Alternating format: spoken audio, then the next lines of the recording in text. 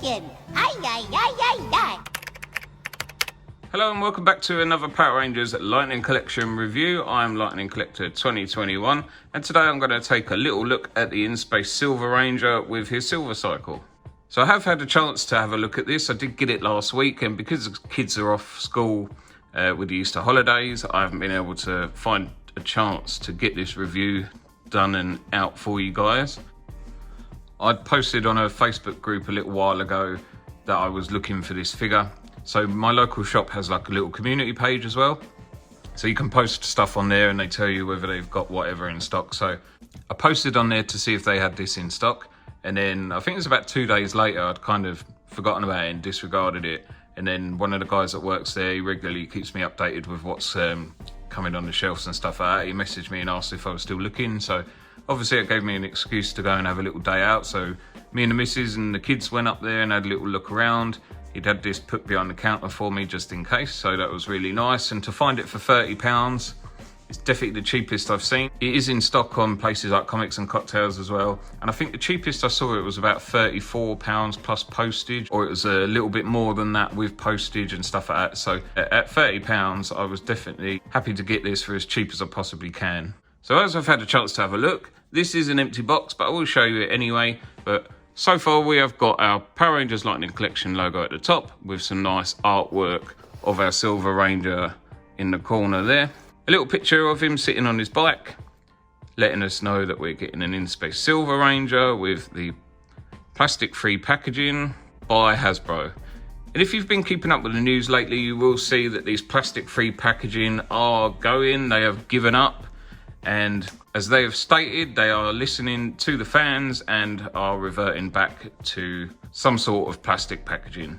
No one knows what it's going to look like just yet, and I've got a feeling that they will continue to use this artwork, but on a old style box, but I could be completely wrong. But anyway, our box is color coded, so it's got our silver greyish box with our Lightning Collection logo at the top there. On this side, we've got our Power Rangers In-Space logo at the top with an In-Space Silver Ranger and no helmet at the bottom, which is a bit strange. On the other side, it's got our Power Rangers In-Space logo at the top with our very nice artwork on the side. And finally, taking a look at the back of the box, we've got our nice logo at the top, showing us what we should get in the box, which is our In-Space Silver Ranger with Zane's head, 2 swappable hands, 2 versions of his weapons, and a motorcycle. And this unfortunately does not come with a lightning effect piece. Obviously a nice picture of him and his bike standing there, and at the bottom is just all the legal stuff. So as I explained, I have taken this out of the box and had a little fiddle with it, and I will show you why. And in here you can just see that the paint is already flaking off. So this is flaking from as soon as I pulled that out of the packaging. I tried to put it in his hand and it was just flaking everywhere. It was going all over my hand. As you can see there, that's just flicked off just from moving the hand, which is not very good. And obviously you can see it just all over his hand. So that's why I'm not going to be switching this weapon out in this video. But we will take a look at the figure. His helmet is looking very, very nice. He's got his little air vents on the side. It is painted well, and there's no issues with the split in the paint down the middle. The gold is quite a nice, shiny, metallic-y looking gold, and it does look nice against the silver. Paint on the body does look pretty good, and it does pretty much look the same as the one that we've seen before. Obviously, you can see that it is a pinless figure, and it does have drop-down hips for extra articulation. And then we've got these weird boots which have the white at the top, unfortunately. But it doesn't look too bad. If you sort of stand him up like that, you can't see it. So it definitely doesn't look as bad as I initially thought it was gonna. So having a look at his accessories, he does come with his sword in a gun kind of mode. He comes with it in the sworded mode, so you can use it as a sword there. He comes with 2 posing hands, so there's a karate chop and a closed fist. A Zane head, so you can see obviously the character likeness, and the actor likeness is pretty good on that, so I don't think there's anything really particularly wrong with the head. It does look pretty good, and it is very similar to the ones that we've seen before, but it is nice that they have given us a different one. And lastly, his silver cycle. So there is a lot of detail in there. They've bothered to put the clocks in and stuff like that, so that's nice. You can see that if you was to sort of cut it down, it would look like the glider. Got some movement on the steering at the front. Both wheels, front and back, do spin around, so you can push it along. And other than that, it comes with a little side stand, which has got a couple of different click modes, so you can stand it up whether he's on it or not. And it does look quite nice. This front bit does come unattached, so in the box, these handlebars come off and that comes stored away. And to put it on, you just pop them handlebars on the front, and then you can see that there's a little hole there that just goes into the front of those handlebars, and it literally just pops on like that. So it's really, really easy stuff, and it does look pretty good. It's obviously got some indicators at the front which don't light up, but that'd be really cool if they did. And his logo, or their logo, throughout. Having a look at the articulation on the figure, obviously it is pinless throughout, so we sort of know what to expect. But his head does do a full 360. There is some movement in the neck joint too, so you can spin that around or spin the head around, and one usually comes with the other, which is a bit odd.